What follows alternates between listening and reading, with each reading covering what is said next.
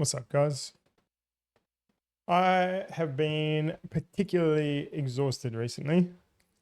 It's been a struggle to not push through. I enjoy what I'm doing, but man, have I been cooked. So, wonder if there'll be something in me on our next one, or something for me on our next one. Let's have a look. Passions and vices. So, is that going to help with exhaustion? Most likely. An intricate tapestry of Stoic philosophy, the concepts of passions and vices play a pivotal role. These are the elements that distort rational behavior and thinking, acting as barriers to our clarity and precision. When we talk about passions in the Stoic context, we're referring to those intense emotions or desires that can cloud our judgment. So, things that take us away from seeing reason. Vices, on the other hand, are chronic manifestations of these passions. They represent systematic errors we make, whether in our interpretations, emotional responses, or simply in our inability to see situations clearly and accurately. The Stoics believed that these passions and vices were responsible for the distortions in our perceptions and actions. They're really testing my reading ability. They identified specific passions such as sorrow, fear, excessive desire for pleasure, or an overwhelming yearning for indulgence. These are the forces that most potently disrupt our precision and rationality. To truly embrace the Stoic way of life, it's essential to recognize and understand these passions and vices. Here's a step-by-step guide to help you navigate this practice. So they're giving us the steps. Identify the passions and the vices. Begin by introspecting and identifying the passions and vices that most frequently influence your decisions and actions. Does an overwhelming desire for pleasure often drive you? Do fears dictate your choices? Recognizing these forces is the first step towards mastering them. Classify situations. Once you've identified your dominant passions and vices, start classifying situations where they manifest the most. For instance, if you recognize that fear is your dominant passion, note down situations where fear becomes most palpable. It could be during public speaking, making significant decisions, or even in personal relationships. Oh, shout out to Max Bosm here, doing a subathon for Clocky, supporting people around him. He's a good Stoic, mate. Nah, he's a good man. Gradual mastery. The goal isn't to suppress the passions and vices, but to understand them, reduce their influence over your actions. As you become more aware of these forces, you'll find yourself being less swayed by them. It's a gradual process of mastery where over time you'll notice a decline in the intensity of these passions and the frequency of vices. Embrace adequate emotions.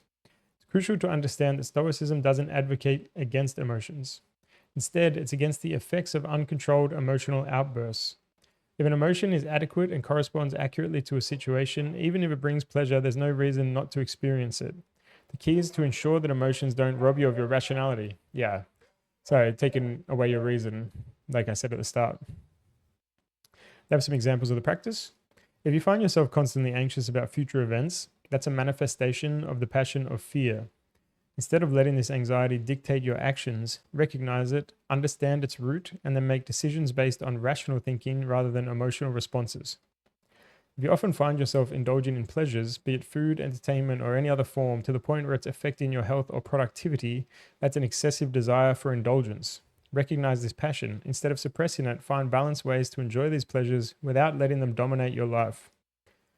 The practice of exploring passions and vices is about gaining a deeper understanding of oneself.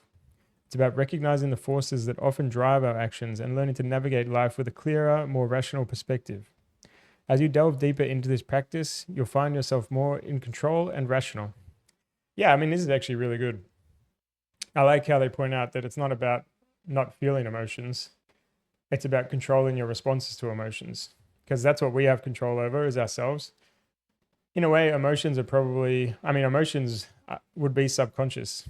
Something I've been thinking about. Wait, I feel like there was something else I wanted to say before this. More control rational. I don't know about that. Something I've been thinking about recently, just a little bit. I'm not that deep a thinker, but there'd be an argument that we are kind of like autonomous in a way, like our chemicals are going to drive us to act in a certain way. How I think we kind of work is obviously we operate subconsciously, probably most of the time, if not almost all of the time. But being that we are rational thinkers, what we can control is changing the way. So that's about building a better habit. So it's not saying I don't have control over anything because I'm just going to, react unconsciously. It's building a habit over time so that when your unconscious reaction kicks in, it's going to be the choice that you've fostered. That's how I've been thinking about, or that's something I've been thinking about. And I haven't, not again, but I wouldn't say I know the answers, but I've been having to think about that recently. And that's where I've sort of ended up with it. We do have control over how we'll subconsciously respond to things by how we live our life. Again, could be totally wrong. Let me know what you think. All right, love you guys. I'm about to start stream.